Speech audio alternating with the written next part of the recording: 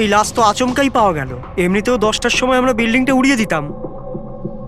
10টায়? কিন্তু এখনো সেটা হয়নি কেন? স্যার, এর মধ্যেই ভদ্রলোক ভেতরে চলে আসে। কেন? না মানে আমি আমার সুন্দরী মানে আদরের বেড়ালকে খুঁজতে এসেছিলাম, তো এখানে এসে দেখলাম যে মহেন্দ্রবাবুর লাশ। মহেন্দ্রবাবু? তার মানে আপনারা একে চেনেন? স্যার, আমরা অনেক বছর ধরে এই বিল্ডিংয়ে রয়েছি। 1.5-2 বছর আগে আমরা এই বিল্ডিংটা খালি করে দিলাম রিডেভেলপমেন্টের জন্য। এখন কাজ শুরু হওয়ার সময় এইসব। বিল্ডার কে? স্যার, মহেশ ভাই বিল্ডার। এই মহেন্দ্রকে? এ একজন সিএমসির অফিসার। আমি এর সঙ্গে আগেও 2-1বার দেখা করেছি। আচ্ছা, শেষবারের মতন কখন দেখা হয়েছিল? এই এই 1 সপ্তাহ আগে। আর এই ব্লাস্টের ব্যাপারে কে কে জানতো? বিল্ডিং ব্লাস্ট হতে চলেছিল, শুধু আমরা নয়, আশেপাশের সব লোকজনই জানতো। হ্যাঁ, আমরা সবাইকে নোটিশ পাঠিয়ে দিয়েছিলাম যাতে কোনো বিপদ না হয়। আপনারা এই বডিটা নিয়ে যত হয়রান হচ্ছে, আমরাও ততটাই হয়রান হচ্ছি। আপনাদের অদ্ভুত বলে মনে হয়নি? একজন সিএমসি অফিসার যার সাথে আপনারা 1 সপ্তাহ আগে দেখা করেছিলেন, আর তারই লাশ আপনাদের এই বিল্ডিং এ পাওয়া গেছে, যে বিল্ডিংটা সকাল 10টায় আপনারা ব্লাস্ট করতে যাচ্ছিলেন। এই কাকতালীয় ব্যাপারটা বেশি বলে মনে হচ্ছে না?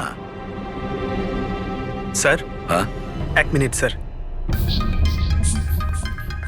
স্যার, দেখে মনে হচ্ছে খুনি এই যন্ত্রপাতিগুলোর মধ্যেই কোনো একটা দিয়ে খুন করেছে।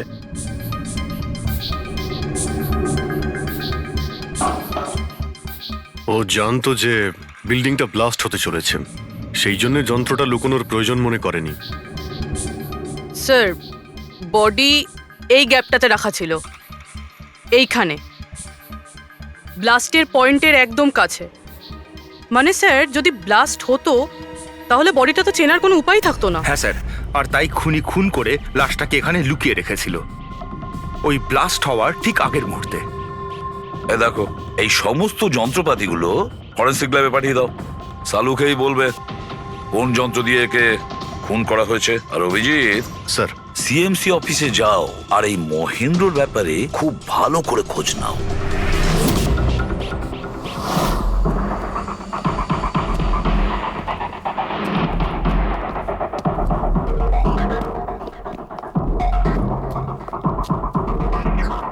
Excuse me.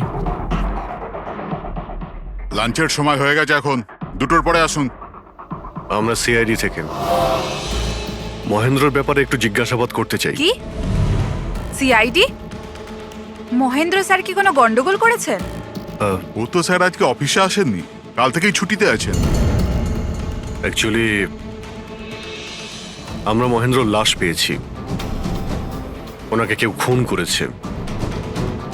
খুন? কে করেছে?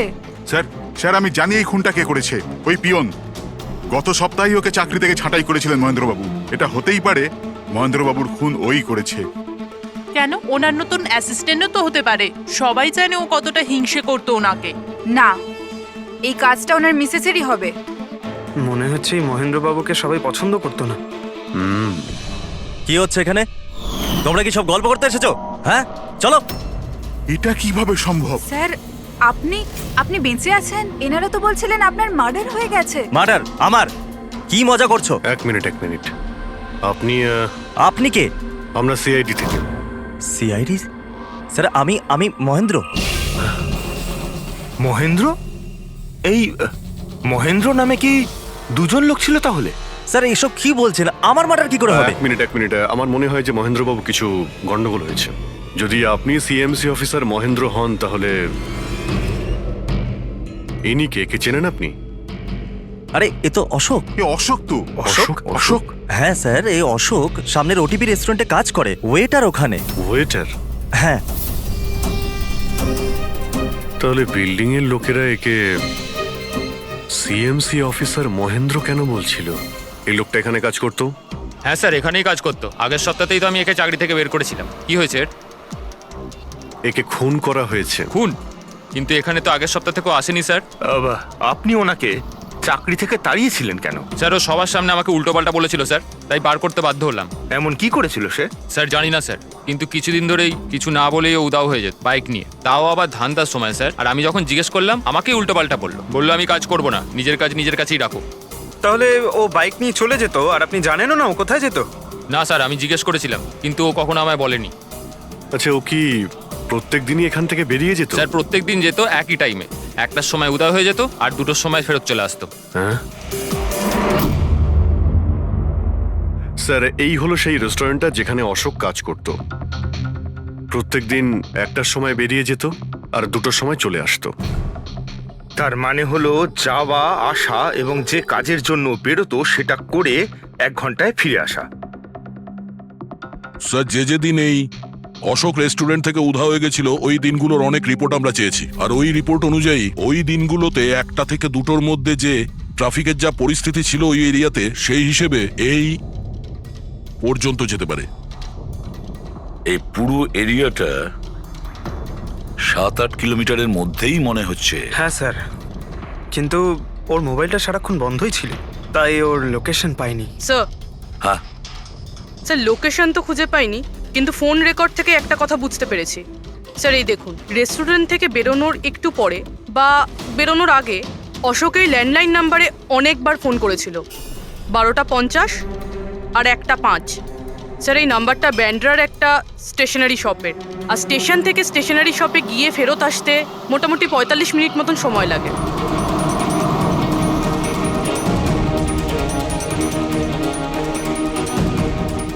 সিআইডি, এই ছবিটা ভালো করে দেখুন। এই লোকটাকে আপনি চিনতে পারছেন? না স্যার, না জানি না। আরে ভাই, ভালো করে দেখো, এই লোকটা গত সপ্তাহে তোমার দোকানে 3-4 বার এসেছিল। এবার স্যার এখানে তো অনেক লোক আসা যাওয়া করে, কারোর পেন দরকার হয় তো কারোর প্রিন্ট আউট, আর সবার চেহারা আমি কিভাবে মনে রাখবো? দেখো, কিন্তু 3-4 বার এই দোকানে ফোন করেছিল, আর এখান থেকেও করা হয়েছিল ওকে। স্যার এখান থেকে অনেক লোক ফোন করে থাকে, আর আমিও করি, কিন্তু কাজের জন্য। আচ্ছা ঠিক আছে, কিছু মনে পড়লে আমাদের কিন্তু ফোন করবে। এটা হলো আমার কার্ড। হ্যাঁ স্যার। ওকে ওকে।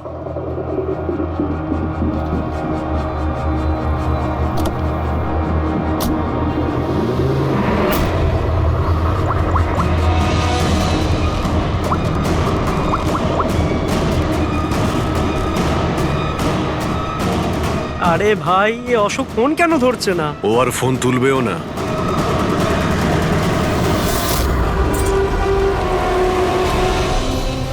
কারণ অশোক মারা গেছে। অশোক? কে অশোক? সেই যাকে তুমি এক্ষুনি ফোন করছিলে? না, আমি তো। চুপ! অ্যাক্টিং করা বন্ধ কর, না হলে কিন্তু তুইও মারা যাবি। বল ব্যাপারটা কি? অশোক এখানে কি করতে আসতো? স্যার আমি সব বলে দেবো। চল বল।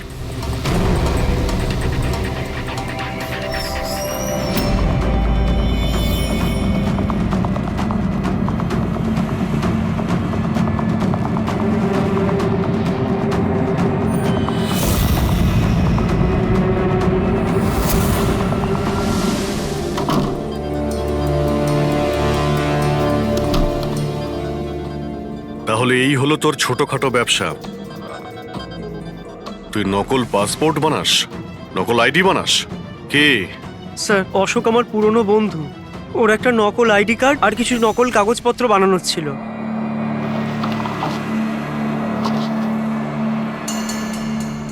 মহেন্দ্রর আইডি? এই লেটারেড স্যার? এসব? স্যার আমি কিছু জানি না স্যার, অশোক আমাকে বলেছিল আর আমি সব বানিয়ে দিয়েছি। আমি কিছু জানি না স্যার। এগুলো তো সিএমসির পেপারস স্ট্যাম্পও লাগানো আছে। আশ্চর্য স্যার, আমার এত বছরের অভিজ্ঞতার পরেও আমি বলতে পারি না যে এটা নকল পেপার। আর এটা অনুযায়ী এই যে দুটো বিল্ডিং, সি ব্রিজ আর দেবদর্শন, এই দুটো ফ্রড লাইনে। দেবদর্শন? এটা তো সেই বিল্ডিং যেখানে আমরা অশোকের লাশ পেয়েছি। আচ্ছা, এটার মানেটা কি? ফ্রড লাইন বলতে যেমন ধরুন মাটির নিচে ফাটল আছে, মাটির নিচে বেশ কিছুটা গভীরতায় কিছু প্লেট থাকে। এখন কোনো কারণে ওই সমস্ত প্লেট নিজেদের জায়গা থেকে সরে যায়। যেখানে ওই প্লেট সরে যায় সেখানে ফাটল তৈরি হয়, আর যেখানে ফাটল তৈরি হয় সেখানে ভূমিকম্পের সম্ভাবনা বেড়ে যায়। আর এইরকম এরিয়াকে আমরা ফ্রড লাইন বলি। তাহলে তো এরকম জায়গায় বিল্ডিং বানানো খুবই বিপজ্জনক। এক্স্যাক্টলি, এইরকম জায়গায় কনস্ট্রাকশন অ্যালাউড নেই। ফ্রড লাইন এরিয়ায় বিল্ডিং কনস্ট্রাকশন বেআইনি। আরে কিন্তু দেবদর্শন বিল্ডিং রিডেভেলপমেন্টের পারমিশন পেল কি করে? কারণ সেটা ফ্রড লাইনেই নেই। এই পেপারগুলো নকল স্যার। আমাদের কাছে এই শহরের পুরো ফ্রড লাইন এরিয়ার লিস্ট আছে, আর দেবদর্শন ওই লিস্টে নেই। স্যার বিল্ডিং তো অলরেডি রিডেভেলপমেন্টে চলে গেছিল। এখন এই অশোক আমার নকল কাগজ আর আইডি দেখিয়ে এদেরকে ভয় দেখিয়েছিল। আর ওদের কাছ থেকে টাকা পয়সাও নিয়েছে। কিন্তু আমার প্রশ্ন একটাই যে ওই হোটেলে ও তো ওয়েটারে কাজ করত, তাহলে ও এই সমস্ত টেকনিক্যাল ব্যাপারে জানলো কি করে? হ্যাঁ স্যার, অদ্ভুত তো, এই ব্যাপারে তো আমিও জানি না। স্যার আমার মনে হয় আমি জানি যে ও এটা কি করে জানে। এই রেস্টুরেন্ট ওই অফিসের একদম পাশেই আছে। আর স্যার আমরা ওখানে প্রায়ই লাঞ্চ করতে যেতাম। ও কত টাকার অফার দিয়েছে জানেন আপনি? 1.5 কোটি। 1.5 কোটি? কিন্তু একটা কথা, এটা শুধু অর্ডার নয়, এটা পে অর্ডার। লটারির টিকিট এটা, 1.5 কোটির লটারি। তাহলে আপনাদের কথা শুনেই অশোকের মাথায় আইডিয়াটা আসে। কিন্তু একটা কথা বুঝতে পারছি না, দেবদর্শন বিল্ডিং এর সব লোকেরা আমাদের সব সত্যিটা কেন বলেনি? আরে সোসাইটির মিটিং এর কথাটা একবার ভাবো। আরে আমরা কি করব? মিটিং এ কি আচ্ছা হবে? প্লিজ আপনারা শান্ত হয়ে যান, আপনারা শান্ত হয়ে যান প্লিজ। এবার কি? সমস্ত প্রবলেম সলভ হয়ে যাবে। সলভ হয়ে যাবে মহেশ বাবু। আমি প্রথমেই বলেছিলাম যে এই ঝামেলায় না জড়াতে, কিন্তু তখন আমার কথা কেউ শুনলে না। একে তুই সিএমসি অফিসারকে আমরা ঘুষও দিয়ে দিয়েছিলাম, এখন ওর খুনও হয়ে গেল। বাবা রে, যদি এই চক্করে আমাদের জেল হয়ে যায় তাহলে? আমি প্রথমেই বলেছিলাম তো, এই রিডেভেলপমেন্টের আইডিয়াটা আপনারই তো মহেশ বাবু। তা এসব কি আমি আমার জন্য করছিলাম? আরে ভাঙাচোরা বিল্ডিং এর জায়গায় ভালো ফ্ল্যাট, ভালো বিল্ডিং সবাই পেত। সবকিছু ঠিকঠাক চলছিল, হঠাৎই মহেন্দ্র এসে গেল ফ্রড লাইনের অর্ডার নিয়ে। কিন্তু বিশাল আঙ্কেল, প্রথমে আপনি যাই বলে থাকুন, কিন্তু পরে তো আপনি মেনে নিয়েছিলেন। এখন অন্যদের দোষ দিয়ে কি হবে? আর এখন কে জানতো যে এই মার্ডারটা হয়ে যাবে? হ্যাঁ হ্যাঁ, এখন এই কেসের তদন্ত সিআইডি করছে। আমি তো বলি আমরা ওদের সাথে দেখা করি, আর যা কিছু সত্যি আছে ওদের সব বলে দিই। হ্যাঁ, ভাবনা চিন্তাটা ভালো, কিন্তু অনেকটা দেরি হয়ে গেছে। কি ব্যাপার, আমাদের দেখে মনে হচ্ছে আপনারা কেউই খুশি নন। হ্যাঁ, যাই হোক, কেউ যেন এখানে কিছু বলছিলেন, কি একটা সত্যি কথা, কি সেটা?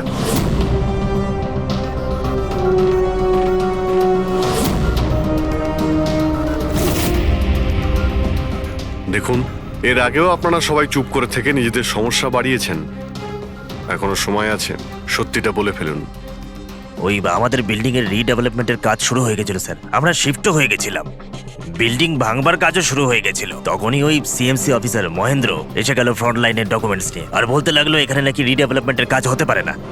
স্যার এবার আপনি বলুন আমরা কি করতাম? আমাদের তো বাড়িও ভাঙা হয়ে গেছিল। স্যার সব থেকে বেশি ক্ষতি তো আমারই হয়েছে। কাজ শুরু হয়ে গিয়েছিল, আমি টাকাও দিয়ে দিয়েছিলাম। তারপর উনি পরামর্শ দিলেন যে আমাকে 1 কোটি টাকা দাও, আমি চুপ হয়ে যাব। তো এই জন্য ওকে মেরে ওর লাশটা বিল্ডিং এ লুকিয়ে ফেললেন? না, আমরা ওকে মারিনি, উল্টে তো আমরা ওকে 1 কোটি টাকা দিয়ে দিয়েছিলাম। কি টাকা দিয়ে দিয়েছিল? হ্যাঁ, সোসাইটির সব মেম্বাররা 5 লাখ টাকা করে দিয়ে টাকাটা মিটিয়ে দিয়েছিলাম। কতদিন আগে টাকা দিয়েছিলেন? এই কাল রাতেই দিয়েছিলাম, বিল্ডিং ব্লাস্ট করবার আগে। কাল রাতে? কে কে গিয়েছিলেন টাকা দেওয়ার জন্য? আমি আর নন্দন গিয়েছিলাম। কোথায় গিয়েছিলেন? ওই দেবদর্শন বিল্ডিং এ স্যার। দেবদর্শন বিল্ডিং এ? কটার সময়? ওই 10টা সাড়ে 10টা। হ্যাঁ, 10:30টার সময়। 10:30টার সময় দেবদর্শন বিল্ডিং এই ও মারা গিয়েছিল। আর আপনারা ওখানে গিয়েছিলেন টাকা দিতে? দেখুন, আমরা কিছুই করিনি, আমরা কিছু জানি না। আমরা শুধু পয়সা দিয়েছিলাম আর চলে এসেছিলাম। নাকি মেরে টাকা নিয়ে চলে এসেছেন? স্যার এরকম কিছু না, আমরা কিছুই করিনি। কালকে রাত্রে যখন আপনি ওর সাথে দেখা করেছিলেন, আর কেউ ছিল ওখানে? মহেন্দ্রবাবু এখন এলেন না। সেটাই তো, এতক্ষণে তো চলে আসার কথা। হ্যাঁ সেটাই তো। কে হাঁচি দিল? কেউ আছে নাকি ওখানে? চলো তো দেখি। আরে দাদা, টাকা না দিয়ে কোথায় যাচ্ছেন? আরে আরে আপনারই তো অপেক্ষা করছিলাম। এনেছেন এই টাকা? নিন। হ্যাঁ এই তো। পুরো 1 কোটি আছে তো? পুরো 1 কোটি, কোনো টেনশন নেই তো? কোনো টেনশন নেই, আমি সব সামলে নেব। ঠিক হ্যাঁ, আছে, চলো। এবার আপনারা বেরোন। তো ওখানে আরো অন্য কেউ ছিল? স্যার জানি না, আমরা তো ওখান থেকে বেরিয়ে গিয়েছিলাম। 1 মিনিট, আপনি বিড়ালের আওয়াজ শুনেছিলেন না? ওটাই আমার সুন্দরী, আমার সুন্দরী। যাই হোক, আপনাদের জন্য আরো একটা খারাপ খবর আছে। ও কোনো সিএমসি অফিসার ছিল না, ও ছিল একজন ওয়েটার, অশোক, যে আপনাদের মহেন্দ্র সেজে বোকা বানিয়েছিল। কি? কিন্তু ওই আইডি পেপারস সব নকল ছিল। তাহলে আমাদের টাকা? পাওয়া যায়নি, হয়তো খুনি নিয়ে গেছে। অশোক আপনাদের সঙ্গে চালাকি করেছিল, আর আপনাদের মধ্যে কেউ একজন ওর থেকে অনেক বেশি চালাক ছিল। ওই খুনি আপনাদের মধ্যে কেউ একজন, যে হয়তো এখন এখানেই রয়েছে।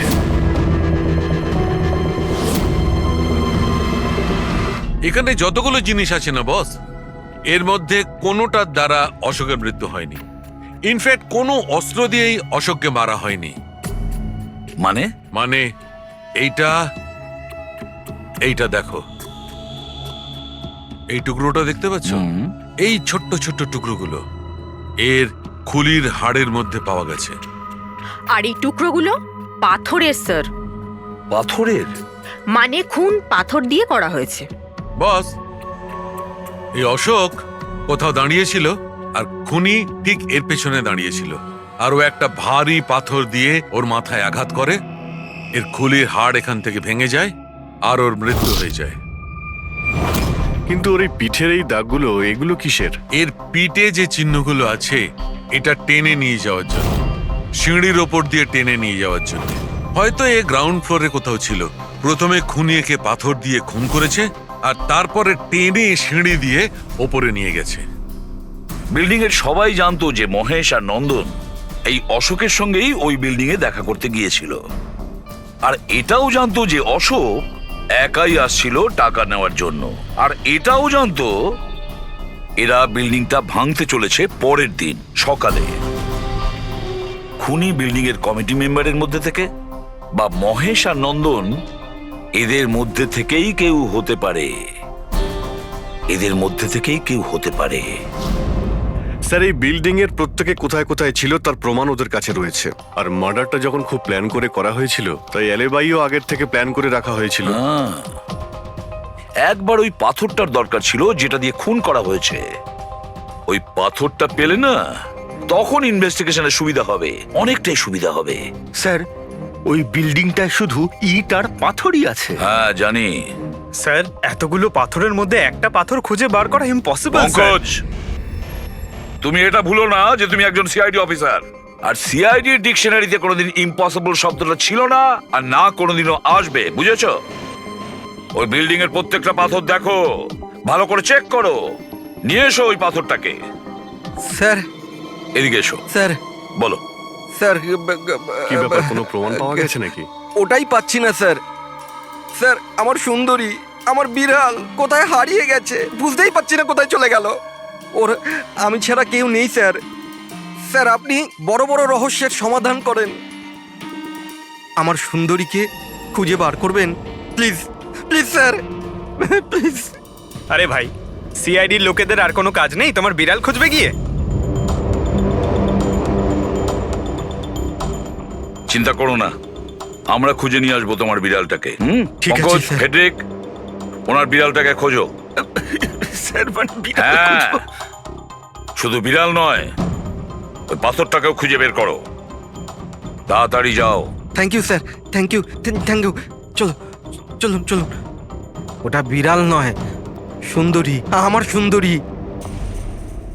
স্যার, এই বিল্ডিং এর লোকেরা অশোককে সিএমসি অফিসার মনে করেছিল, মহেন্দ্র। তারপর কেউ ওকে খুন করে লাশটাকে লোপাট করার চেষ্টা করে। এটা না ভেবে যে কোনো সিএমসি অফিসারের নিখোঁজ হওয়াটা কোনো সাধারণ ব্যাপার নয়। এনকোয়ারি হলে তো সবার আগে সন্দেহটা ওদের উপরেই যাবে, কারণ মারা যাওয়ার আগে উনি ওদের বিল্ডিংটা ইনভেস্টিগেট করছিলেন। তাহলে কেউ এত বড় রিস্কটা কেন নিতে যাবে একজন সিএমসি অফিসারকে মার্ডার করার? এখন এত বড় রিস্ক তো সেই নেবে যে জানতো যে এই অশোক সিএমসি অফিসার নয়, অন্য কেউ, একজন ওয়েটার। ওই খুনির অশোকের সত্যিটা জানার জন্য প্রথমে জানতে হবে আসল মহেন্দ্রর ব্যাপারে। আসল মহেন্দ্র মনে করে দেখুন মহেন্দ্রবাবু, কোনো অদ্ভুত ব্যাপার, কেউ দেখা করতে এসেছিল আপনার সঙ্গে, কোনো ফোন এসেছিল আপনার কাছে? হ্যাঁ স্যার, একটা ফোন তো এসেছিল। হ্যালো হ্যালো, মহেন্দ্র বাবু। হ্যাঁ বলছি। আপনার সঙ্গে দেখা করার ছিল। হ্যাঁ ঠিক আছে, আমি অফিসেই আছি, আপনি চলে আসুন। কিন্তু কে বলছেন? সেটা দেখা করার পরেই কিন্তু আমি অফিসে যেতে পারবো না, বাইরে কোথাও দেখা করব। আপনার অফিসের পাশে একটা কফি শপ আছে না, সেখানেই দেখা করা যেতে পারে। কে বলছেন? আর আপনি অফিসে আসবেন না কেন? স্যার, কিছু গোপন কথা আছে, ওটা অফিসে বলা ঠিক হবে না। আপনি কিছুক্ষণের জন্য বাইরে আসুন প্লিজ। ঠিক আছে। Coffee shop? কি হয়েছিল ওখানে? ওখানে কিছু নয় স্যার, আমি ওখানে গেলাম, কিছুক্ষণ অপেক্ষা করলাম, কেউ এলো না তো চলে গেলাম। এসেছিল তো অবশ্যই, কিন্তু আসল মহেন্দ্রকে দেখে সামনে আসেনি। খুনি সেই যে আপনাকে ফোন করেছিল, আর হতে পারে যে আপনিও ওকে দেখেছেন। আচ্ছা, এদের মধ্যে ওই দিন কফি শপে কে এসেছিল?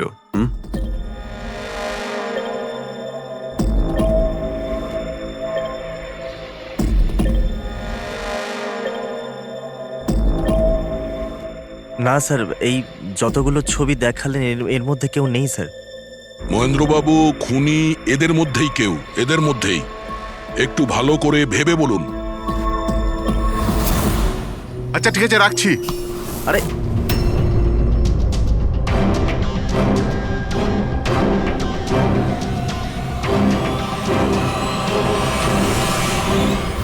স্যার, এই লোকটা, এই যে মহেশ, আপনি শিওর এই লোকটাই ছিল? হ্যাঁ স্যার, আমার পুরো বিশ্বাস এই ছিল।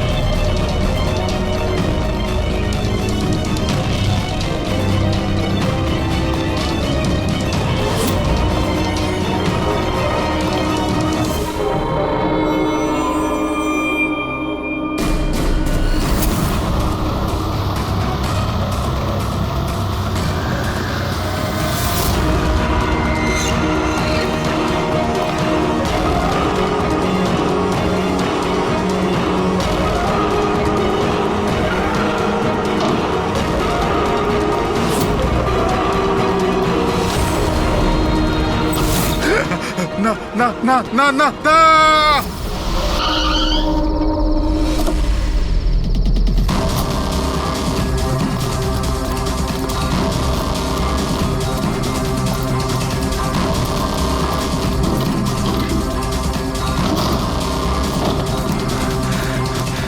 মহেশ বাবু,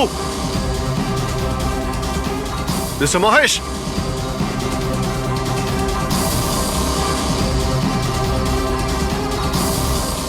মিস্টার মহেশ, বোর্ডটা দেখো তো।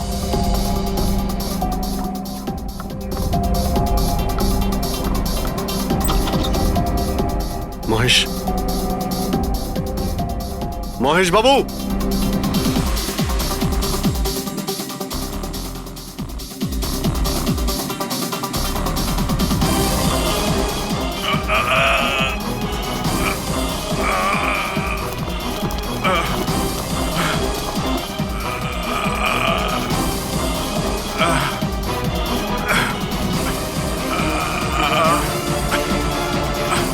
মহেশ বাবু, মহেশ, মহেশ বাবু, মহেশ, কি হয়েছে? পুরবি, অ্যাম্বুলেন্স, তাড়াতাড়ি। স্যার, মহেশ, কে করেছে? হ্যাঁ হ্যাঁ, কে মেরেছে আপনাকে? মহেশ, ও নো। স্যার, স্যার, অ্যাম্বুলেন্স আসছে। কোনো লাভ নেই পুরবি, he is dead. Sir, sir, এতদিন আমরা ভাবতাম যে মহেশ বাবুই খুন করছে, কিন্তু এবার উনিই মারা গেলেন। এই খুনি আসলে কে?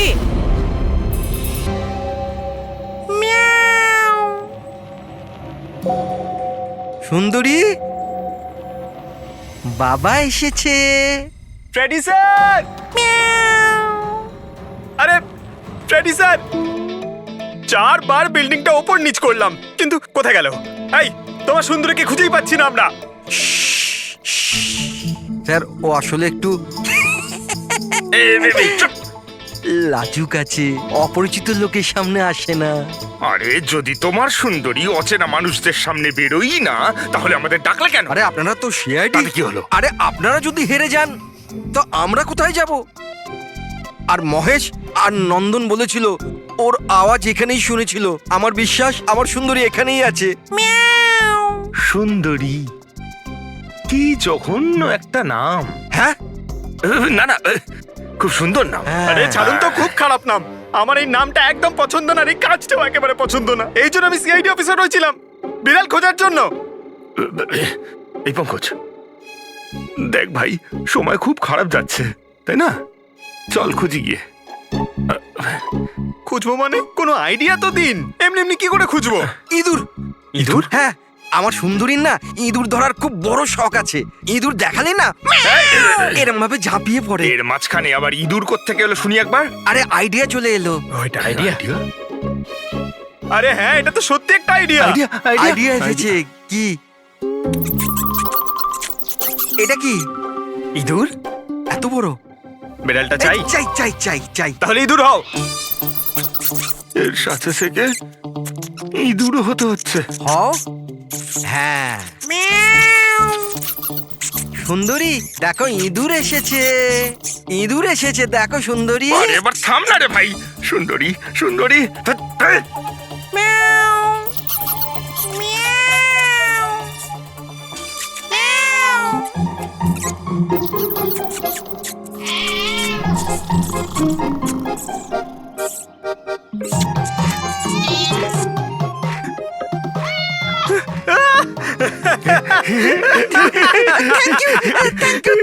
সিআইডি জয় হোক। আমার বাচ্চা বাবা এসেছে। বাচ্চা আমার। থ্যাংক ইউ সিআইডি, আমি সুন্দরীকে পেয়ে গেছি। আরে হ্যাঁ বাবা, যাও। আর এতই যখন ভালোবাসো, বিড়ালটাকে সাবধানে রেখো। হ্যাঁ ঠিক আছে ঠিক ও তো আছে। বিড়াল পেয়ে গেল, কিন্তু আমাদের পাথরের কি হবে? ওদিকে আবার এসিপি স্যার বলেছেন পাথর না পেলে যেন ফেরা না হয়। পঙ্কজ, পাথর আমি পেয়ে গেছি। পেয়ে গেছেন? যাওয়ার সময় বিড়ালটাই পাথরটা দিয়ে গেছে। কোথায়? ওই দেখ, যেই পাথরটায় ওই বিড়ালটা বসেছিল তার গায়ে রক্ত লেগে।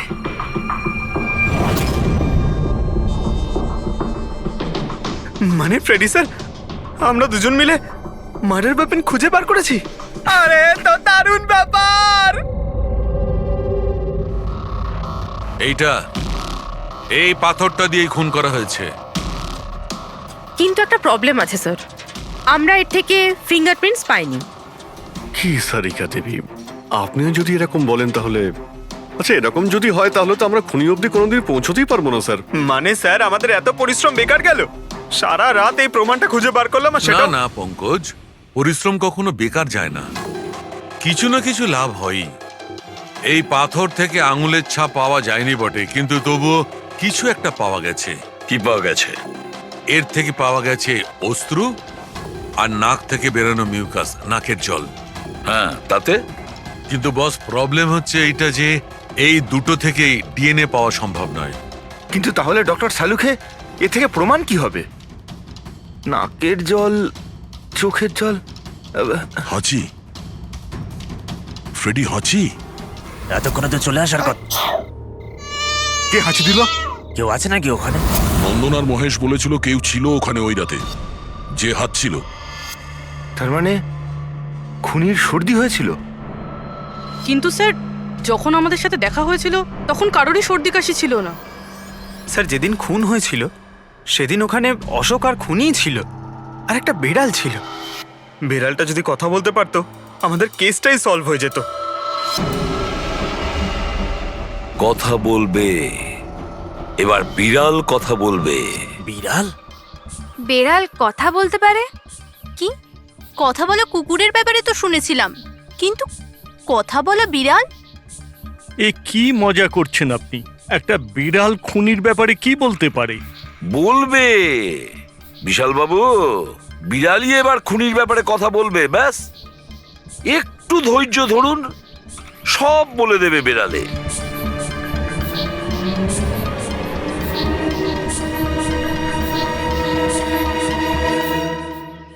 এই হলো সেই বিড়ালটা যে খুনিকে চেনে। আপনাদের একটা কাজ করতে হবে, বিড়ালের চোখে চোখ রেখে দেখতে হবে, আর খুনি কে সেটাই বিড়ালই বলে দেবে। এরকম কি করে হতে পারে? কি সব বলছে? এক মিনিট, যা বলা হয়েছে আপনারা তাই করুন, বুঝেছেন? আপনি যান, কিন্তু যা বলছি তাই করুন, যান যান।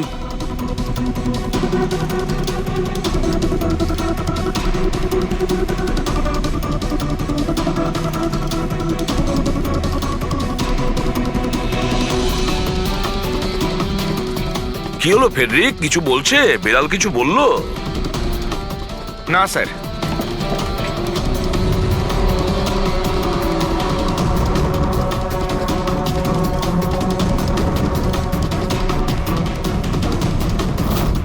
আপনি আসুন।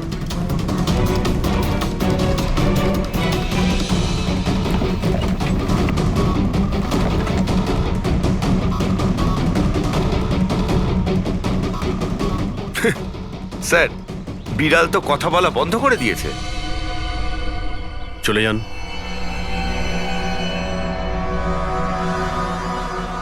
এটা আপনার বিড়াল না? একবার দেখুন গিয়ে, আপনাকে যদি কিছু বলে। স্যার, একটা আবেদন ছিল। হুম বেড়াল বলবেন না, আমার সুন্দরী, আমার বাচ্চাও। হুম প্লিজ। আরে যান না, দেখুন না কিছু বলে কিনা, যান। সুন্দরী, বাবা এসেছে। Kitty Kitty Kitty Kitty Kitty.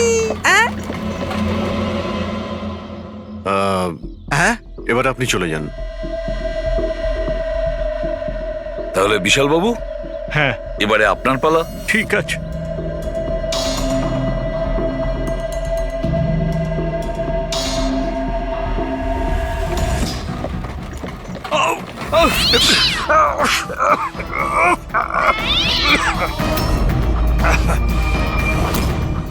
কি ব্যাপার বিশাল বাবু, বলে দিল তো বিড়াল যে খুনি কে?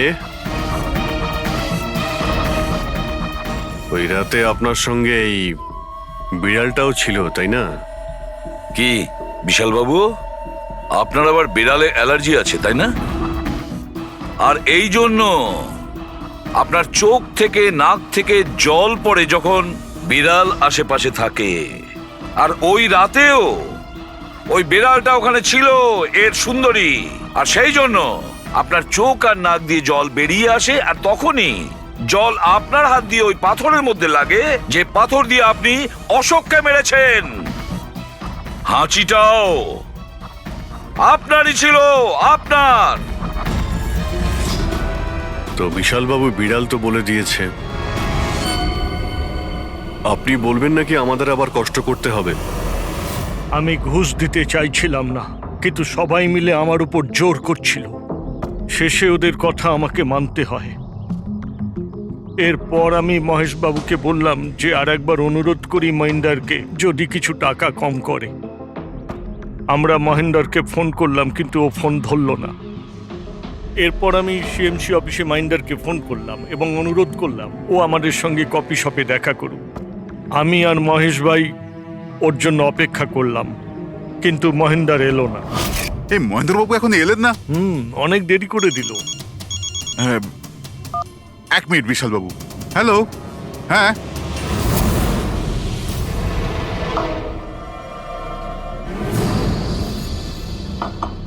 আরে মহেন্দ্র বাবু, এখানে সিএমসি অফিসে কাজ নেই নাকি? আরে কাজ তো অনেক আছে। একজন ফোন করে ডাকলো আমাকে এখানে দেখা করার জন্য, আধ ঘন্টা ধরে বসে আছি, এলোই না। কি করব? আর ওই দিন আমার সঙ্গে দেখা হলো আসল মহেন্দারের। আমার মনে হলো এর মধ্যে কোনো রহস্য আছে, কিছু তো আছেই আছে। আমি কাজে জড়িয়ে দিয়ে মহেশ ভাইকে ওখান থেকে সরিয়ে দিলাম। বিশাল বাবু, মহেন্দ্রবাবু এখনো আসেননি? না, তুমি এক কাজ করো, তুমি তোমার বাকি কাজগুলো সারো, আমি সিএমসি অফিসে গিয়ে মহেন্দারের ব্যাপারটা দেখছি। আচ্ছা, তুমি যাও। ঠিক আছে। এরপর আমি সিএমসি অফিসে ক্রস চেক করতে গেলাম এবং ওখানে গিয়ে আমি জানতে পারলাম আসল মহেন্দার তো অন্য কেউ। এরপর আমি নকল মহেন্দারকে ফোন করলাম আর ওকে কফি শপে ডাকলাম। মিস্টার মহেন্দ্র, 1 কোটি অনেক বেশি হয়ে যাচ্ছে, কিছু কম করুন। দেখুন, আমি কিচ্ছু জানি না, আমার পুরো 1 কোটি টাকাই চাই, নয়তো আমি রিডেভেলপমেন্ট আটকে দেব। আচ্ছা ঠিক আছে, আমি সোসাইটির মেম্বারদের সাথে কথা বলছি। ঠিক আছে, আপনি কথা বলে নিন, যখনই আপনার হয়ে যাবে আমাকে ইনফর্ম করে দেবেন। ঠিক আছে, কিন্তু আমি ওর পিছু নিলাম এটা জানার জন্য যে আসলে ও কে। তো আমি জানতে পারলাম যে ও অশোক নামের একজন ওয়েটার, যে আমাদের ঠকাচ্ছে এবং আমরা সবাই ঠকছি। আমার খুব রাগ হলো এবং ওর সাথে একটা আইডিয়াও এলো, আর আমি প্ল্যান বানালাম। আরে দাদা, টাকা না দিয়ে কোথায় যাচ্ছেন? আরে আরে আপনারই তো অপেক্ষা করছিলাম। এনেছেন টাকা? কোনো টেনশন নেই তো? কোনো টেনশন নেই, আমি সব সামলে নেব। ঠিক আছে, এবার আপনারা বেরোন। আসুন নন্দন বাবু।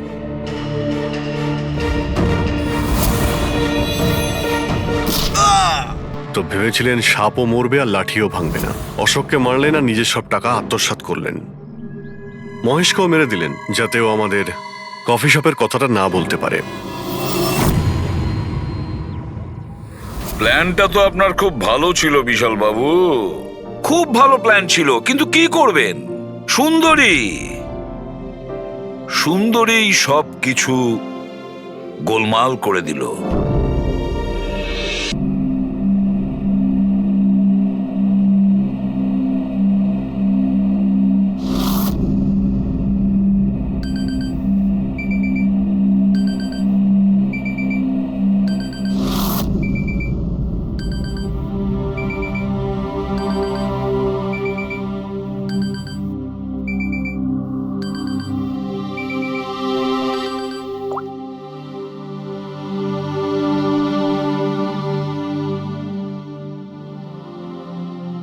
I killed her. I killed Achol. She is dead. Her innocent daughter Arya also be dead soon. I killed her in 12 hours. Oh my god. 12টার সময়। হ্যাঁ, you are right. হ্যাঁ ইয়ার, at least ভিডিও করে upload তো করে দে। You want to see it. See you hell darling. কি আজে বাজে বকছে এরা। আচল আন্টি, তোমার অ্যাকাউন্ট কেউ হ্যাক করে নিয়েছে নাকি? আচল আন্টি, তোমার অ্যাকাউন্টে এসব কে লিখছে? Are you okay? আরে রিপ্লাই কেন করছে না?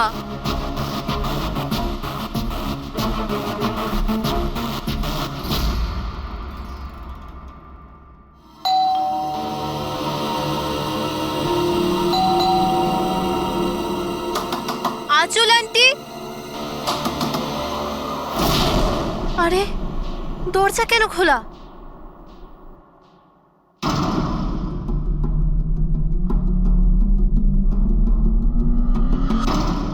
আচল আন্টি, আরিয়া,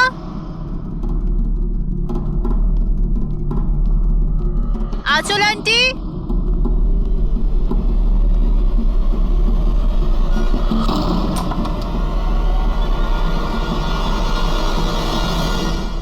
ও গড। আন্টি তুমিও না কি ভয়ঙ্কর মজা করো, সকাল সকাল আমার ঘুম উড়িয়ে দিলে।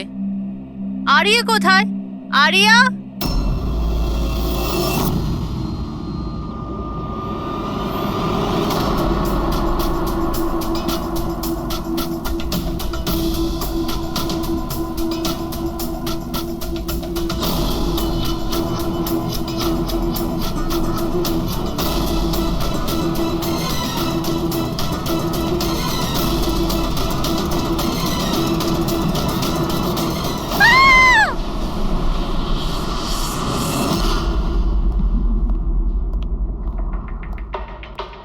হ্যাঁ পঙ্কজ। স্যার ভিক্টিমের নাম আঁচল স্যার। ওনার বয়স 50 বছর। ওনার একটা মেয়ে আছে আরিয়া, 25 বছর বয়স। খুনি মিস আঁচলকে মেরে ওনার মেয়েকে কিডন্যাপ করে নিয়ে যায়। বাইরে একটা ওয়াচম্যান আছে, ও বলল যে কোনো অচেনা ব্যক্তিকে আসতে বা যেতে দেখেনি। তবে হ্যাঁ স্যার, রাতে 1-2 বার ঘুমিয়ে পড়েছিল, সেই জন্য তো মিস করে গেছে। এই এতগুলো ওষুধ? স্যার বাড়ির প্রতিটা কোনায় ওষুধ রয়েছে। মানে বাড়িতে কোনো সিরিয়াস পেশেন্ট আছে? স্যার এটা ইনি আঁচল আর এটা Aria. Adventures of princess Nitara. এই মেয়েটা তো বেশ বড় মনে হচ্ছে। তাহলে বাচ্চাদের ফ্যান্টাসি বুকস এখানে কে পড়ে? স্যার এই বইটার পুরো সিরিজ আছে এখানে। আচ্ছা, বডিটা কোথায়? স্যার ওদিকে।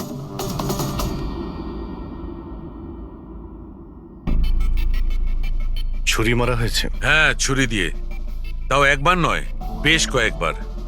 অভিজিৎ, এই খুনটা দুজনে মিলে করেছে। দুজন ছিল স্যার? হ্যাঁ, এই দেখো, এই হাতের উপর এই আঙুলের ছাপ।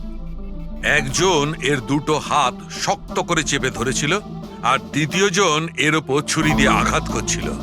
বেচারি ঘুমের মধ্যেই মারা গেছে। ঘুমের মধ্যে?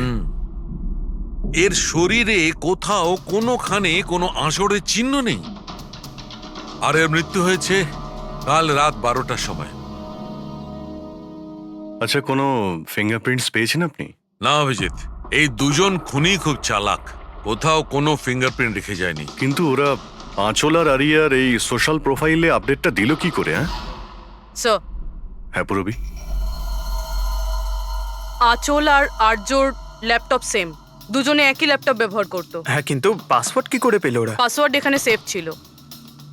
ও, উনি মেসেজ করেছিলেন যে ওরা আরিয়াকে ঠিক 12 ঘন্টা পরে মারবে, যার মানে হলো দুপুর 12টার সময়।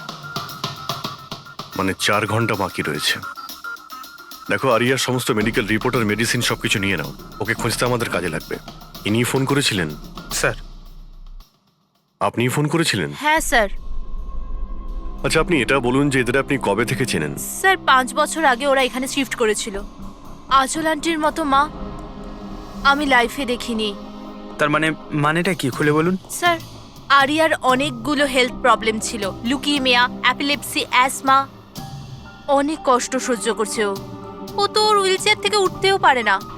খাবারও ফিডিং টিপ থেকে খায়। আরিয়া ছোটবেলা থেকেই মেন্টাল গ্রোথ খুব কম। ওর হয়তো 25 বছর বয়স, কিন্তু ও একটা ছোট বাচ্চার মতো। মা ছাড়া একদম থাকতে পারে না। ও সব জিনিসের জন্য আঁচল আন্টির উপর ডিপেন্ডেন্ট ছিল। আর আঁচল আন্টি উনি যা আরিয়ার জন্য করেছেন, এরম হয়তো কোনো মা করতে পারবে না। উনি একজন নার্স ছিলেন, কিন্তু উনি ওনার কাজও ছেড়ে দিলেন আরিয়ার প্রয়োজন মেটানোর জন্য। আরিয়ার ট্রিটমেন্ট, ওর দেখাশোনা সব কিছু আন্টি একাই করতেন। ওনার কাছে কোনো হেল্প ছিল না। আচ্ছা, কেন ওনার ফ্যামিলিতে কি আর কেউ ছিল না? ওনার হাজবেন্ড? স্যার, আঁচল আন্টির ডিভোর্স অনেকদিন আগেই হয়ে গেছিল, আর ওনার হাজবেন্ড ওনাকে 1 টাকাও দেয়নি আজ পর্যন্ত। সব বড় বড় অ্যামাউন্ট, সব খরচা আন্টি একাই করতো। আপনি বললেন আঁচল চাকরি ছেড়ে দিয়েছিল, তাহলে এই সমস্ত বিল উনি পেমেন্ট কি করে করতেন? চ্যারিটি আর ডোনেশনস, এছাড়া আঁচল আন্টির কাছে কোনো রাস্তা ছিল না।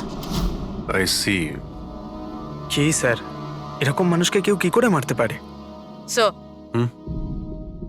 স্যার, আমি আঁচল আর আর্যর সোশ্যাল প্রোফাইলটা চেক করলাম। স্যার, এরা ইন্টারনেটে খুবই ফেমাস, কিন্তু এদের অনেক ফলোয়ার্স আছে, যেরকম সেলিব্রিটিদের থাকে। আর স্যার, অনেক মানুষই ওদের লাইফ স্টোরি থেকে ইন্সপায়ার্ড। অনেক মানুষই ওদের খুব সাপোর্ট করে। যেমন স্যার, আর্যর একটা অপারেশন হতে পারে, তখন ফ্যান্স আর ফলোয়ার্সরা মন খুলে টাকা ডোনেট করে। ও, এইসব তাহলে এই কারণেই হচ্ছে। কিডন্যাপার আরিয়াকে কিডন্যাপ করেছে, আর কিডন্যাপারটা ভাবছে এই মুক্তিপণের টাকাটা এই ফ্যানেরা সবাই দেবে। কিন্তু ফ্যানের থেকে মুক্তিপণ চাইবে কি করে? সোশ্যাল মিডিয়ায় তো চাইতে পারে না। আর স্যার, কাকে ফোন করবে, কোথায় কোথায় ফোন করবে?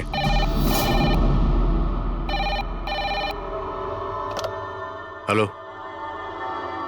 Hello hello, blank call. খোঁজ নাও কলটা কোথা থেকে এলো আর এর ডিটেলটা বের করো। স্যার, আমাদের যত তাড়াতাড়ি সম্ভব কিডন্যাপারদের ট্রেস করতে হবে। ওদের এমন কোনো টোপ দিতে হবে যে টাকার জন্য ওরা যেন আমাদের ফোন করে। আর সেটা কি করে হবে স্যার?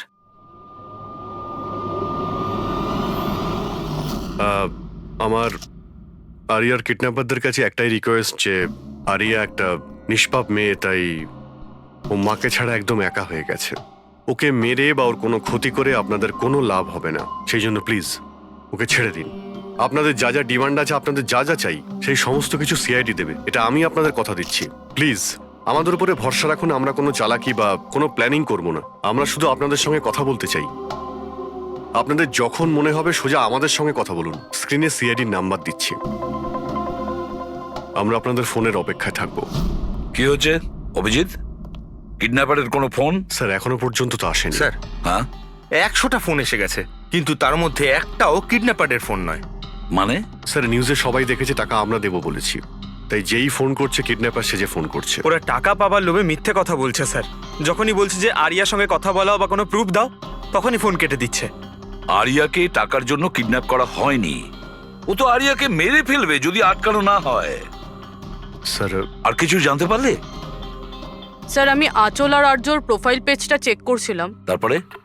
তো যখন থেকে ওর ফ্যানরাই নিউজটা পেয়েছে কিডন্যাপিং এর, তখন থেকে নন স্টপ মেসেজেস আসছে। এমনকি কেউ কেউ টাকা দেওয়ার জন্যও রেডি আছে, আর কেউ কেউ ওই ক্রাউড ফান্ডিং প্ল্যাটফর্ম শুরু করে দিয়েছে, গো ফান্ড মি, যেটাতে যে কেউ লগ ইন করে যত খুশি ডোনেশন দিতে পারে।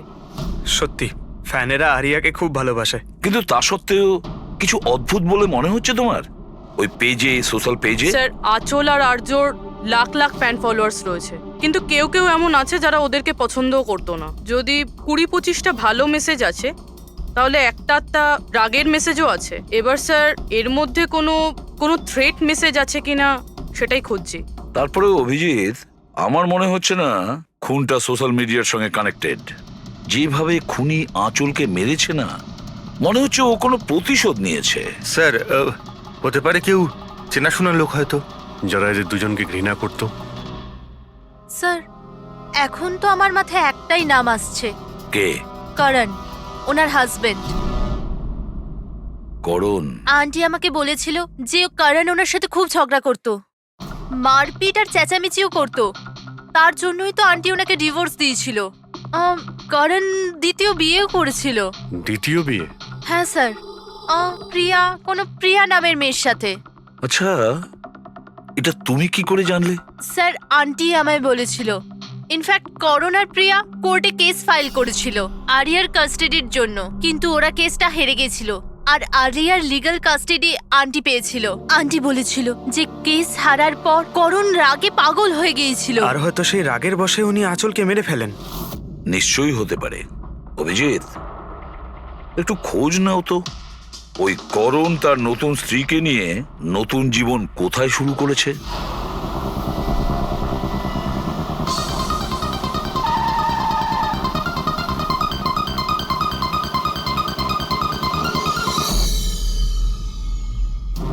কোথায় আছে আরিয়া? আরিয়া কোথায়? এ আপনি কি বলছেন? আরিয়া আমার কাছে নেই। আচ্ছা, কোথায় লুকিয়ে রেখেছে ওকে? আঁচলকে খুন করতেই প্রিয়া কি তোমার সঙ্গ দিয়েছিল, নাকি তুমি অন্য কারো সাহায্য নিয়েছিলে? এ আপনি কি বলছেন? আমি আঁচলকে কেন মারবো? আর আমি আমারই মেয়ে আরিয়াকে কেন কিডন্যাপ করব? নাটক করো না, বুঝেছো? আরিয়ার কাস্টাডি তুমি পাওনি বলে তোমার মাথা খারাপ হয়ে গিয়েছে, সেই জন্য তুমি আঁচলকে খুন করেছো। What nonsense! আমি আঁচলকে মারিনি। আপনাদের নিশ্চয়ই কোথাও ভুল হচ্ছে। দেখুন, যখন আমার আঁচলের সঙ্গে ডিভোর্স হলো তখন আরিয়া মাত্র 6 মাসের ছিল। এত বছর পরে কেন মারবো আমি ওকে? আর এমনিতেও আঁচল আমার অতীত ছিল, সেটা আমি কবে ভুলে গেছি। ইনফ্যাক্ট কেস হেরে যাওয়ার পর আমি খুব খুশি হয়েছিলাম, কারণ আমার আরিয়ার কাস্টাডি দরকারই ছিল না, প্রিয়ার দরকার ছিল। প্রিয়াই আমাকে কেসটা রিওপেন করতে বলেছিল। আচ্ছা, কিছু পাইনি স্যার। দেখলেন স্যার, আমি আপনাকে বলছিলাম যে আপনার নিশ্চয়ই কোনো কনফিউশন হয়েছে। আপনার হাজবেন্ড যখন চাননি, তাহলে আরিয়ার কাস্টাডি আপনি কেন চাইলেন? স্যার আপনি হয়তো জানেন আরিয়ার মেন্টাল আর ফিজিক্যাল কন্ডিশনের ব্যাপারে। ও একটা স্পেশাল চাইল্ড আর ওর স্পেশাল কেয়ারের দরকার আছে, আর আমার মনে হলো আমি আর করণ ওর ভালো খেয়াল রাখতে পারবো। আর্যর নিজের মা থাকতে আপনি ওর সৎ মা, ওর বেটার খেয়াল রাখতেন? আমি অন্য সৎ মায়ের মতো নই, আমি ওকে নিজের মেয়ের মতো ভালোবাসতাম। ও অনেক ভালো মেয়ে ছিল।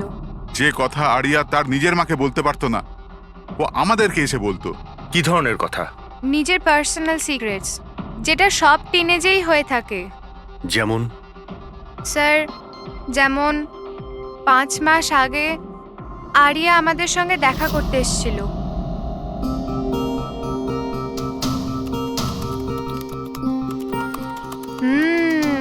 I love you too. কাকে কিসেস দেওয়া হচ্ছে? না কেউ নয় তো। কিন্তু আমি তো দেখেছি। বলবে না আমাকে? প্লিজ বলো। কিন্তু তুমি মাকে বলবে না, মা আমার উপর খুব রেগে যাবে। বলবো না।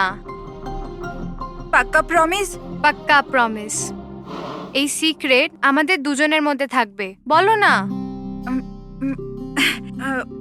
ও আমার বয়ফ্রেন্ড। বয়ফ্রেন্ড? ওয়াও। তুমি কোনোদিনও বলনি তো। কোথায় দেখা হয়েছে তোমাদের? অনলাইন চ্যাটে। অনলাইন চ্যাটে? নাম কি ওর? না আর বলবো না, ব্যাস এইটুকুই। এই কথাটা তো আঁচলকেও বলেনি। আর যখন জানতে পারলেন তখন আপনারা কি করলেন? এমনিতেই আরিয়ার জীবনে অনেক কষ্ট। যদি ও একটু আনন্দ পেয়ে যেত তাহলে ক্ষতি কি আছে? কেন আটকাতাম ওকে? আর এমনিতেও ওর বয়ফ্রেন্ড ওর সাথে অনলাইন চ্যাট করত। এমনিতেও বেচারি কি করে দেখা করতে যেত? হুইল চেয়ার থেকে উঠতে পারলে তবেই তো দেখা করতে যেত। আরিয়া হয়তো হাঁটতে পারতো না, কিন্তু ওর বয়ফ্রেন্ড তোর কাছে হেঁটে আসতেই পারতো। এটা আপনারা ভাবেননি? আপনার তো এটা জানা উচিত অনলাইন চ্যাটে কিরকম সাইকোপ্যাথ থাকে, যারা কিছু করার আগে একবারও ভাবে না। আপনি তাদের ব্যাপারে কিছুই বলেননি, জানতেও চাননি। আমার তো মনে হচ্ছে যা কিছু করেছে ওর বয়ফ্রেন্ডই করেছে। আরিয়ার বাড়িতে ঢুকে ওর মাকে খুন করে, তারপর ওকে নিয়ে চলে যায়। আপনারা কিছু জানতে পারলে আমাদের সঙ্গে সঙ্গে ইনফর্ম করবেন, ঠিক আছে? হ্যাঁ স্যার। স্যার স্যার এই বয়ফ্রেন্ডের খোঁজ করা উচিত। আই এম শিওর ওর থেকেই আমরা কোনো লিড পাবো। কারেক্ট।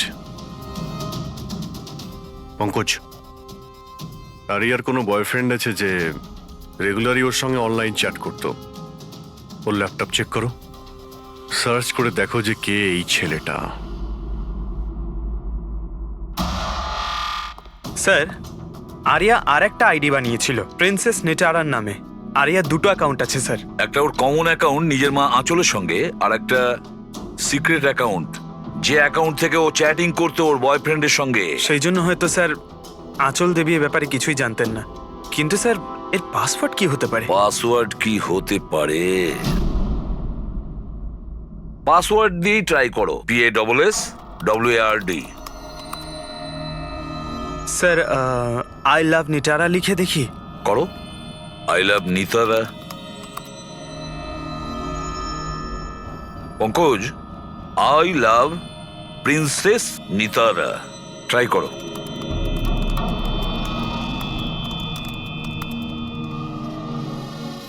খুলে গেছে স্যার। এবার ওর চ্যাট হিস্ট্রিতে যাও আর দেখো কে ওই ছেলেটা যার সাথে ও চ্যাট করতো। ওই ছেলেটার আইডি হলো RockZ999। এটা ওর আসল নাম হতেই পারে না। আর দেখো তো আর কিছু পাওয়া যায় কিনা ওর ব্যাপারে। স্যার এই পেজে তো শুধু ফটোগ্রাফসই আছে, আর তেমন কিছুই নেই। পঙ্কজ, ওর সমস্ত চ্যাট হিস্ট্রিটা পড়ো শুরু থেকে শেষ পর্যন্ত, আর দেখো কি কথা বলতো ওই ছেলেটার সঙ্গে। আর ততক্ষণে আমি ওর মেডিকেল রিপোর্টটা দেখি।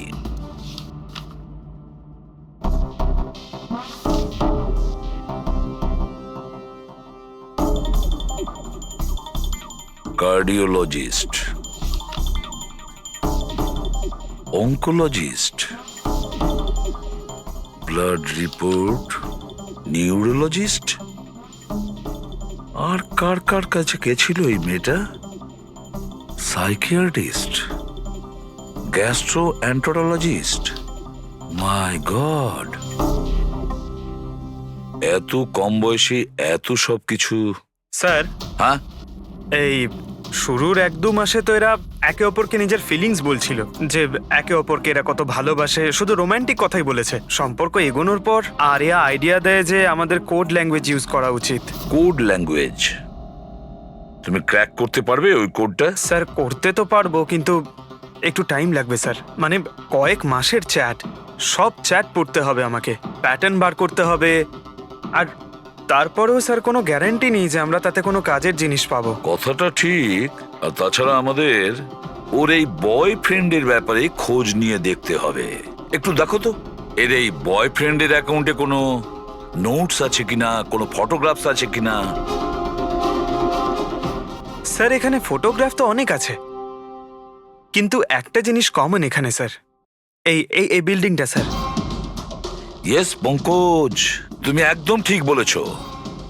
এবার দেখো এটা কোন বিল্ডিং। স্যার আমি ইমেজ সার্চ করে দেখছি বিল্ডিংটা কোথায়। Sir JJNG college.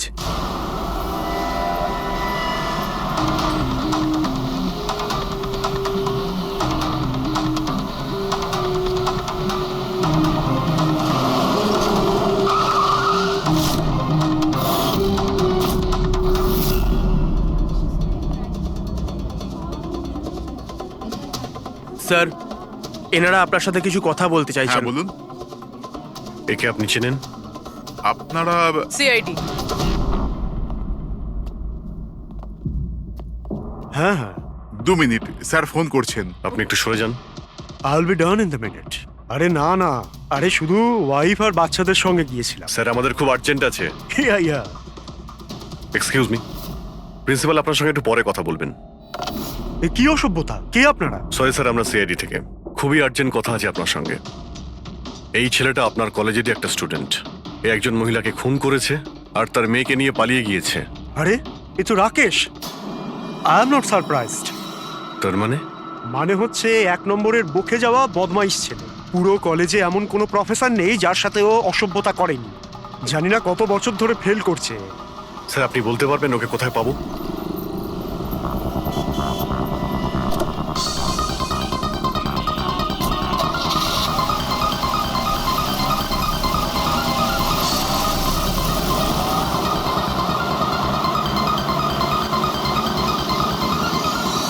এটা আপনি কি বলছেন ইন্সপেক্টর?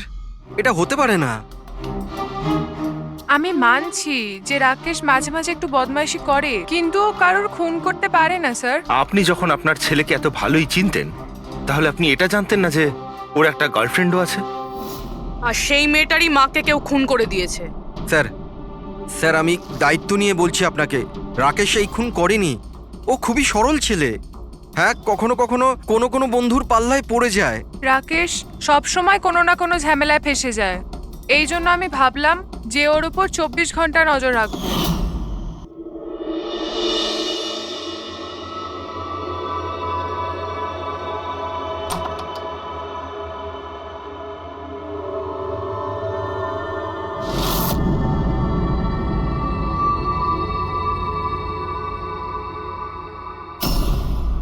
মা, কি করছো তুমি? কোথায় ছিলি সারা রাত? বন্ধুর বাড়িতে। কি করছিলিস ওখানে? গ্রুপ স্টাডি করছিলাম। কিন্তু এখন তুমি কেন জিজ্ঞেস করছো? এবছর পাশ করতে পারবি তো? এই কথাটা এখন জেনে কি করবে মা? হাঁপিয়ে গেছি তোর বাবাকে মিথ্যে কথা বলতে বলতে আর তোকে বাঁচাতে। এইবার যদি ফেল করিস তাহলে নিজেই কথা বলে নিস।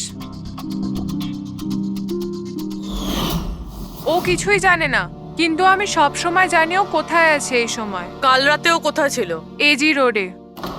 রাত্রির তখন 12টা বাজবে হয়তো। ওখানে ওর বন্ধুদের সঙ্গে পড়াশোনা করছিল হয়তো। ওর অনেক বন্ধুরা এজি রোডে থাকে।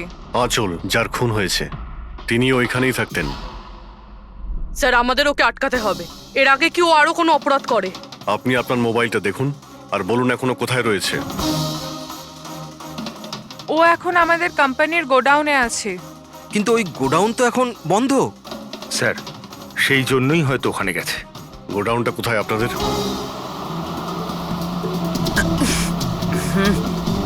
রিল্যাক্স।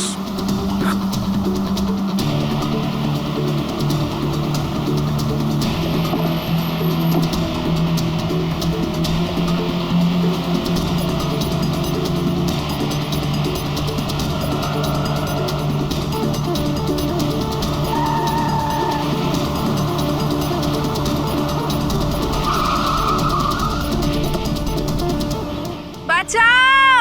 হেল্প! হেল্প! কেউ বাঁচাও আমায়! কেউ আমাকে বার করো এখান থেকে! Help me! বাঁচাও! কেউ আছে?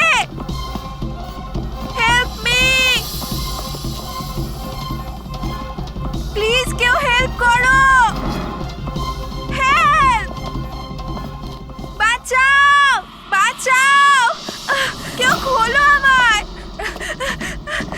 হেল্প, হেল্প, খোলো আমাকে, আরজু, আরজু তুমি ঠিক আছো? এই দড়িটা খোলো, দড়িটা খোলো। ভয় পেও না, তোমার কিচ্ছু হবে না। তুমি ঠিক আছো না? ওই এসব কে করেছে? ওই ওই ওই রাকেশ আর শৌরিয়া মিলে করেছে। ওরা দুজনকে মারছিল, ওরা আমাকে বেঁধে রেখেছে। কেন, কিসের জন্য? কারণ রাকেশ বলছিল যে নিউজে সব এসে গেছে, ও ও ও বলছিল যে একে ছেড়ে দি, তখন শৌরিয়া বলছিল যে না একে মেরে দি। তখন ওরা দুজন না খুব ঝগড়া করছিল, খুব মারামারি করছিল ওরা। এই সাডেনলি 2 মিনিট আগে সব আওয়াজ বন্ধ হয়ে গেল। এখন ওরা দুজন কোথায় আছে? ওই বোধহয় ওইদিকে হবে। রবি, তুমি এর সঙ্গেই থাকো, এখানে আমরা দেখছি। এসো।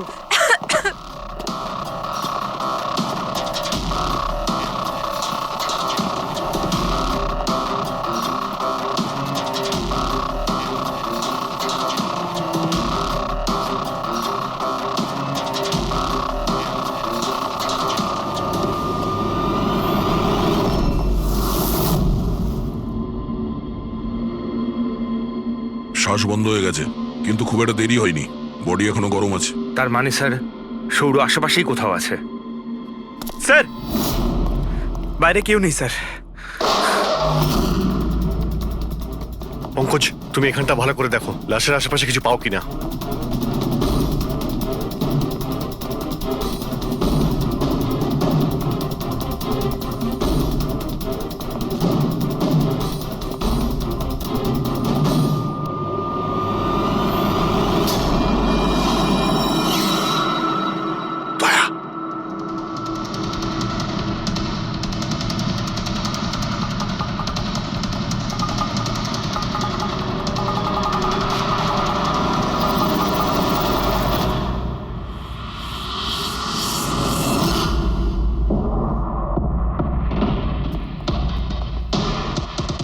টুপি, স্যার মনে হচ্ছে সৌর পালিয়ে গেছে। আর এই সব বলতে পারবে? তুমি এক্ষুনি বডিটাকে ফরেন্সিক ল্যাবে পাঠিয়ে দাও। তুমি ঠিক আছো তো? হ্যাঁ।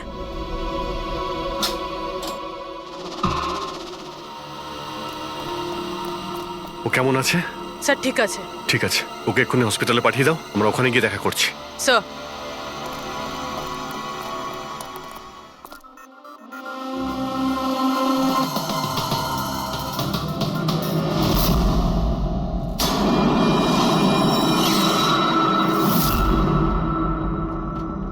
পঙ্কজ, ফোন। কিছু পেলে? স্যার এই মার্ডার ওয়েপন পেয়েছি স্যার। স্যার এই ফোনটা পেয়েছি আমি, রাকেশের আঙুলের সাহায্যে এটা আমি আনলক করতে পেরেছি। এতে সৌরর নাম্বার নিশ্চয়ই থাকবে স্যার। এতক্ষণ তো আমরা রাকেশকেই খুনি ভাবছিলাম, এখন তো মনে হচ্ছে সমস্ত প্ল্যানটা ওই সৌরর। একটা কাজ করো, তোমরা দুজনে এই ফোনটা নিয়ে বিউরোতে যাও, আর এর মধ্যে যতগুলো কন্টাক্ট আছে, মানে চ্যাট হিস্ট্রি আছে, সবগুলো চেক করো।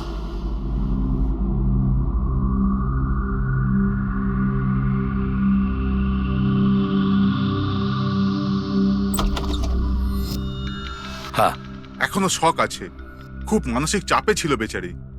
চিন্তা করার মতো কিছু নেই তো? না, তবে ট্রমা থেকে বাইরে আসতে একটু সময় লাগবে, ততক্ষণ ওকে আন্ডার অবজারভেশন রাখতে হবে। আমরা কিছু প্রশ্ন করতাম ওকে, কিন্তু ও কি উত্তর দিতে পারবে? ওর কোনো অসুবিধা হবে না তো যদি? Well, কথা বলে দেখুন, যদি কথা বলতে পারে তো ওয়েল অ্যান্ড গুড।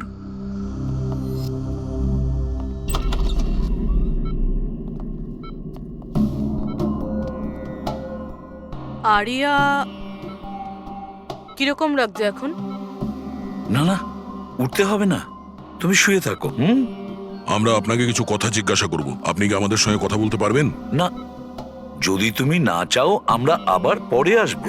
না, আই ক্যান টক।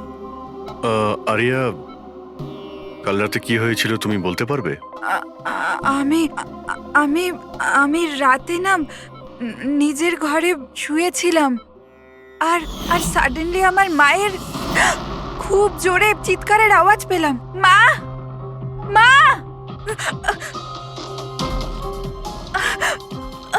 মা, মা, আমি রাকেশকে আমার খুব ভালো বন্ধু ভাবতাম, খুব ভালো বন্ধু ভালোবাসতাম আমি ওকে, আর ও আমাকে ঠকালো। ও না মানুষকে মেরে খুব মজা পায়, খুব খারাপ, ও খুব খারাপ। ও আমার মাকেও মেরে ফেললো।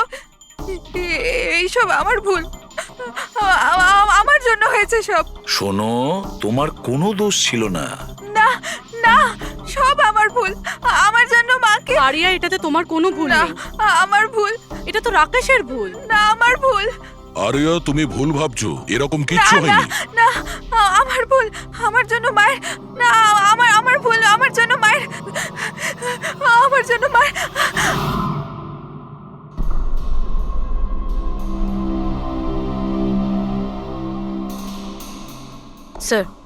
স্যার আমি তো এই বেচারাকে আর এভাবে দেখতে পারছি না। এইটুকু বয়সে আর কি দেখতে হবে ওকে? প্রতিটা দিন লড়াই করছে সে বেঁচে থাকার জন্য, এখনো সে লড়াই করছে। আমাদের মনে হচ্ছে আমাদের জীবনেই প্রবলেম আছে। স্যার এবার আর একজনের কি হবে? ভেবেছিলাম আরিয়ার কাছ থেকে ওর ব্যাপারে জেনে নেব, যাতে স্কেচ বানাতে আমাদের সুবিধা হয়, কিন্তু মনে হয় না ও এখন কিছু বলতে পারবে। এখন সৌর্যকে আমাদেরই খুঁজতে হবে স্যার। হ্যাঁ, সেটাও খুব তাড়াতাড়ি। জানি না সৌর আবার ওদিকে নতুন কি প্ল্যান করছে। পঙ্কজ। হ্যাঁ পঙ্কজ, কিছু পেলে রাকেশের ফোন থেকে? হ্যাঁ স্যার, এই রাকেশের কল লিস্টে সৌর নামে কেউ নেই স্যার। কি? আরে কিন্তু এটা কি করে সম্ভব? স্যার কিন্তু ওর সোশ্যাল প্রোফাইলে 3 জন ব্যক্তি আছে যাদের নাম সৌর। আরে হ্যাঁ, সেটাই বলো, ওদের ব্যাপারে জানতে পারলে কিছু? হ্যাঁ স্যার, ওর মধ্যে একজন সৌরর সঙ্গে রাকেশ অনেকবার কথা বলেছে, আর ওর একটা ক্রিমিনাল রেকর্ডও আছে। ওকে, ওর সঙ্গে কন্ট্যাক্ট হয়েছে? না স্যার, আমি ভাবলাম ও একটু সাবধান হয়ে যাবে, তবে সার্ভার থেকে ওর লোকেশনটা বার করেছি স্যার। আরে দারুণ করেছো পঙ্কজ, ওয়েল ডান। এখনো কোথায় আছে? স্যার ওর ফটো আর লোকেশন আমি দুটোই আপনাকে ফোনে পাঠাচ্ছি। পাঠাও, তাড়াতাড়ি পাঠাও। ওকে ওকে স্যার। স্যার, খুনির ব্যাপারে জেনে গেছি।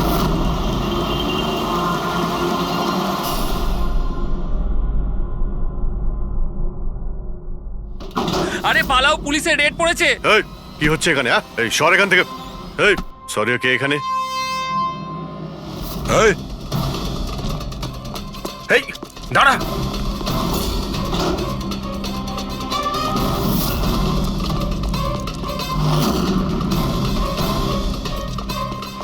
এই দাঁড়া, না হলে কিন্তু গুলি চালাবো। স্যার গুলি চালাবেন না প্লিজ। স্যার আমার পেছনে কেন শুধু পড়ে আছেন? আঁচল আর রাকেশের খুনের অপরাধে আমরা তোমাকে গ্রেফতার করছি। স্যার কে আঁচল স্যার? কে রাকেশ? কারা এরা? আমি জানি না এদের। স্যার নিশ্চয়ই কোনো কনফিউশন হচ্ছে। একটু বেশি খেয়ে আছিস মনে হচ্ছে। তোর বন্ধু রাকেশকে ভুলে গেছিস?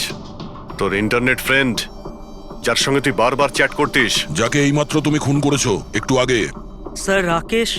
কিন্তু আমি ওকে কি করে মারবো স্যার? সত্যি বলতে আজ পর্যন্ত দেখা করিনি, আমরা তো ইন্টারনেট ফ্রেন্ড। স্যার দেখুন, আমি সারা রাত এখানেই ছিলাম, আপনি চাইলে কাউকে জিজ্ঞাসা করে নিন। বাহ, জুয়াড়িদের কাছে খুনির সম্পর্কে জানবো আমরা। হ্যাঁ স্যার প্লিজ স্যার, দেখুন আমি কাউকে খুন করিনি স্যার। আপনি চাইলে আমার ফোন চেক করতে পারেন। স্যার আমি রাতে এখানে জুয়া খেলছিলাম, জুয়াতে সবকিছু হেরে গেলাম, তাই ভাবলাম যতক্ষণ না আমি সবকিছু জিতে নিচ্ছি এখানেই থাকবো। আমি স্যার এখান থেকে উঠে কোথাও যাইনি। চল। স্যার স্যার স্যার কথা তো শুনুন স্যার। ওর চ্যাট হিস্ট্রি থেকে কিছু পেলে? কিছু পাওয়া গেছে? হ্যাঁ স্যার, আমি কোড ল্যাঙ্গুয়েজ ডিকোড করে ফেলেছি। খুবই সিম্পল ছিল। রাকেশ আর আরিয়া এস ল্যাঙ্গুয়েজ আর পি ল্যাঙ্গুয়েজে কথা বলতো।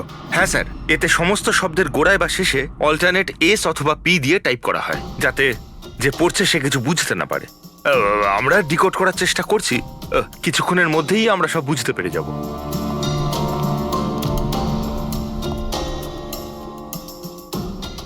এটা তো ওর স্টোরি বুক, তাই না? হ্যাঁ স্যার, অ্যাডভেঞ্চার অফ প্রিন্সেস নেতারা। স্যার ভাবছি এটা হসপিটালে পাঠিয়ে দিই, আরিয়ার পড়ে ভালো লাগবে। হ্যাঁ, তাছাড়া ওর যে সাইকিয়াট্রিস্ট আছে তাকে আমরা ডেকেছি। পুরো কেসটা ওকে বোঝাতে হবে, যাতে ও ভালো করে ট্রিটমেন্টটা করতে পারে।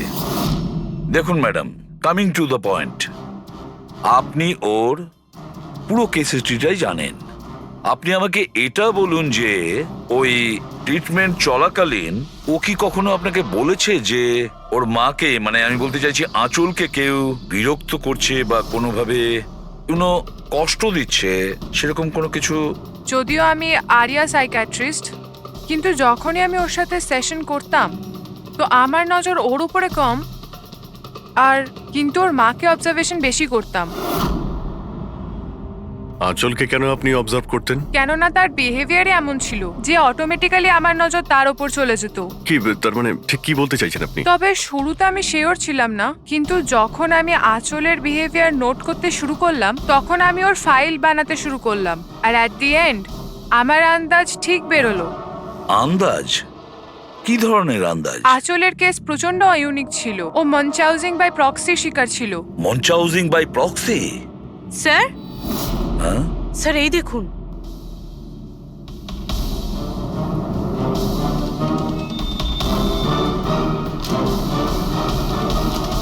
স্যার, আমরা আরিয়া আর রাকেশের সমস্ত কথা ডিকোড করে ফেলেছি। স্যার এটা আপনার দেখা উচিত একবার।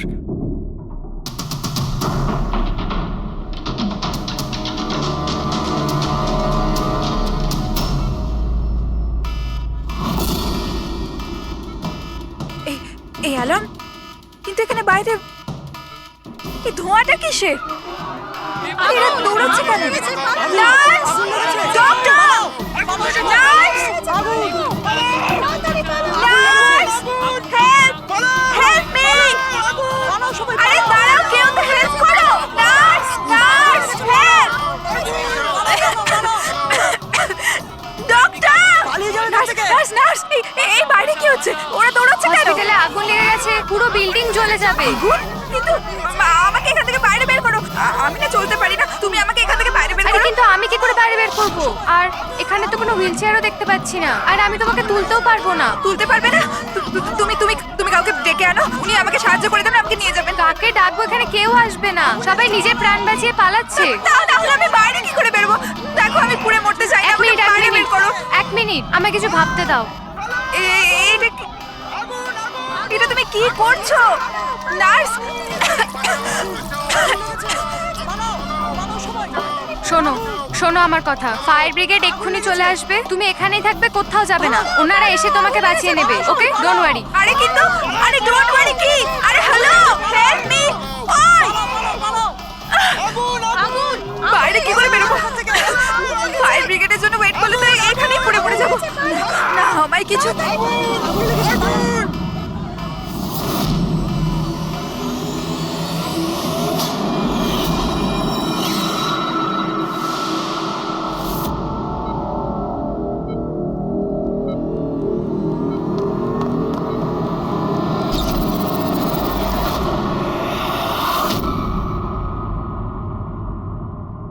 আরে আরিয়া, তোমার তো মাসল ডেস্ট্রপি আছে না?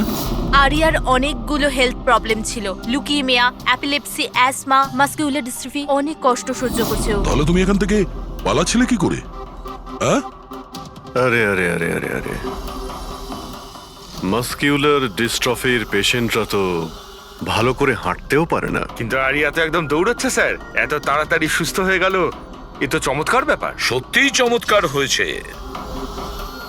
আমি আরো একটা চমৎকারের কথা বলি, ওর শরীরে কোনো রোগ ছিল না, বিশেষ করে ওর পায়ে কোনো প্রবলেম ছিল না, না এখনো কিছু হয়েছে।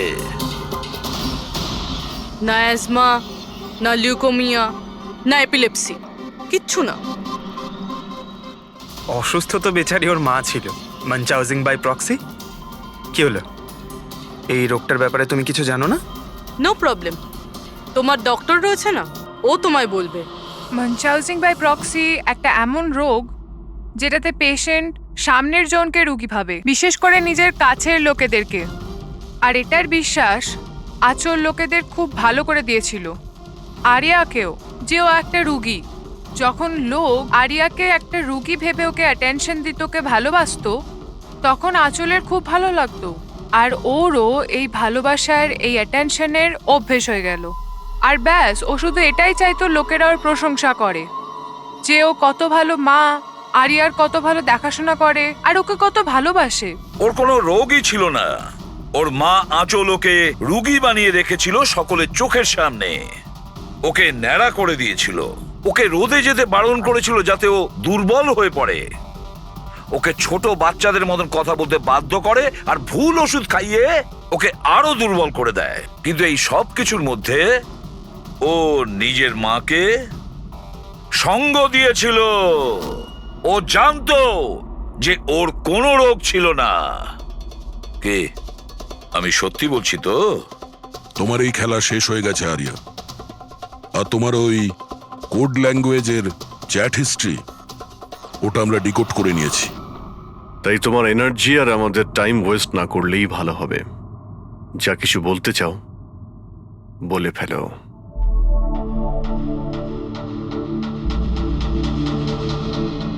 আমার কাছে ওটা ছাড়ার কোনো অপশন ছিল না। অনেক সময় অবধি আমি এটা ভাবছিলাম যে আমি সত্যিই অসুস্থ, কিন্তু যখন আমি সত্যিটা জানতে পারলাম that I'm not sick, আমি ডিসাইড করে নিয়েছিলাম যে আমি আমার মায়ের থেকে দূরে সরে যাব। না হলে মা আমাকে এরকমই আনওয়ান্টেড ওষুধ, আনওয়ান্টেড ইনজেকশনস দিয়ে মেরে ফেলতো। আর মা আমায় মারবে তার আগে আমি মাকে মেরে ফেললাম। আমার কাছে আর কোনো রাস্তাই ছিল রাস্তা না। ছিল তোমার কাছে, রাস্তা ছিল। তুমি আমাদের কাছে আসতে পারতে, আমরা তোমাকে প্রোটেক্ট করতাম। স্যার, এটাও ভেবেছিলাম যে আমি কমপ্লেন লেখাবো, কিন্তু কিন্তু কি করে? আমার মা সবাইকে এমন ভাবে বিশ্বাস করিয়েছিল যে আমি নিজের পায়ে উঠে দাঁড়াতেও পারি না, যে আমার মাথার ঠিক নেই, আমার কথার কোনো মানে নেই, আমায় যেন কেউ বিশ্বাস না করে। এরকম সিচুয়েশনে আমি কার থেকে হেল্প চাইতাম? আমি জেনে গিয়েছিলাম যে এই অবস্থায় আমাকে বাঁচাতে কোনো হিরো তো আসবে না, তাই জন্য আমায় নিজের হিরো হতে হয়েছে, নিজেকে বাঁচাতে হয়েছে। তাই মেরে দিলাম নিজের মাকে। আমি সবার প্রথমে ফেক প্রোফাইল বানিয়েছিলাম আর অনেক মাস ধরে রাকেশের সাথে চ্যাট করছিলাম। ফাইনালিও আমার কথায় ফেঁসে গিয়েছিল আর রাজি হয়ে গেছিল আমাকে সাহায্য করার জন্য। তারপরে আমি আর রাকেশ মিলে আমার মাকে মেরে ফেললাম। কাজ হয়ে যাওয়ার পরে আমি আমাদের সোশ্যাল পেজে ওই পোস্ট আপডেট করেছিলাম। তারপরে আমরা রাকেশের গোডাউনে পৌঁছলাম। আমাদের পুলিশে ধরে ফেললে?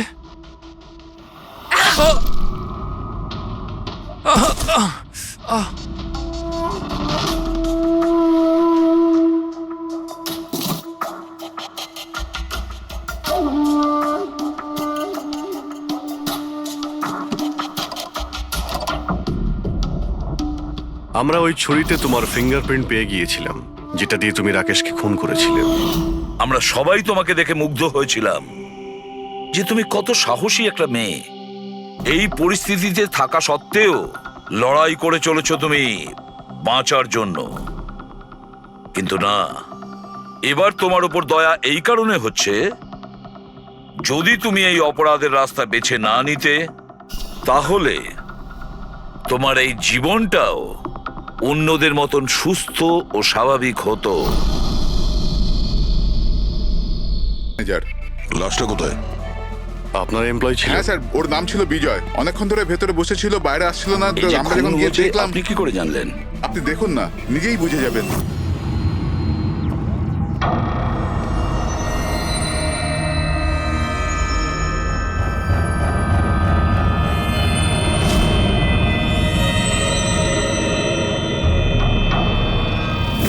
স্যার, এইটা কিরকম বডি? এ তো মারা যাওয়ার পরেও হাসছে। এই ধরনের লাশ তো আগে কখনো দেখিনি। হেসে আছে, কি হয়েছিল এর? এ তো অদ্ভুত রকমের লাশ, বুঝে উঠতে পারছি না।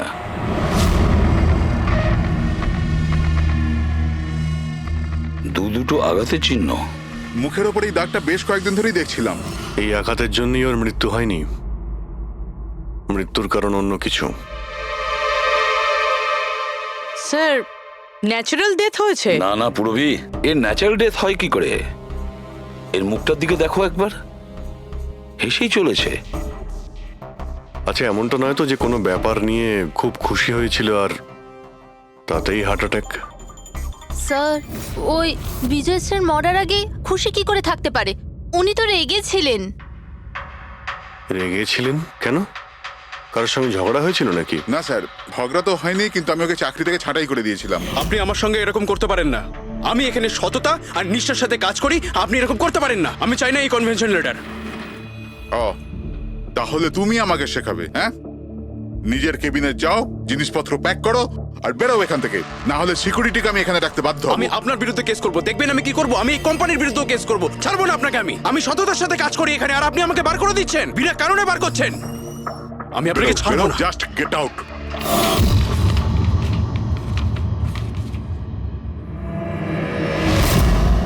অদ্ভুত ব্যাপার, একটা লোককে চাকরি থেকে বের করে দেওয়া হয় আর সে কেবিনে এসে মারা যায়, আর মুখের মধ্যে এমন হাসি যেন পৃথিবীর সব থেকে সুখী মানুষ ইনি। এর হাসির রহস্যটা কি ওটা তো ডাক্তার সালুকেই বলতে পারবেন। বডিটা ফরেন্সিক ল্যাবে পাঠিয়ে দিই? না দয়া, শুধু এর বডি নয়, এই কেবিনের মধ্যে যত ছোটখাটো জিনিস আছে না, এর সমস্ত কিছু ফরেন্সিক ল্যাবে পাঠিয়ে দাও। জানা তো যাবে এর মৃত্যু কিভাবে হয়েছিল। স্যার, এদের কথা অনুযায়ী এ যেরকম মানুষ ছিল, এর তো অনেক শত্রু থাকবে। তাহলে ধরে নেওয়া যেতে পারে ওর অনেক ঝগড়াও হতো। তো এরকমই কোনো ঝগড়ায় হয়তো ওর মুখে এই চিহ্নটা হয়েছে। কিন্তু এটা কিভাবে জানবো যে ওকে মেরেছেটা কে? দয়া, অভিজিৎ, একটা কাজ করো, অফিসের বাইরে যে সিসিটিভি ক্যামেরা আছে না, তার ফুটেজ চেক করো। তখনই জানা যাবে এই চোটটা কখন লেগেছিল আর কিভাবে লেগেছিল।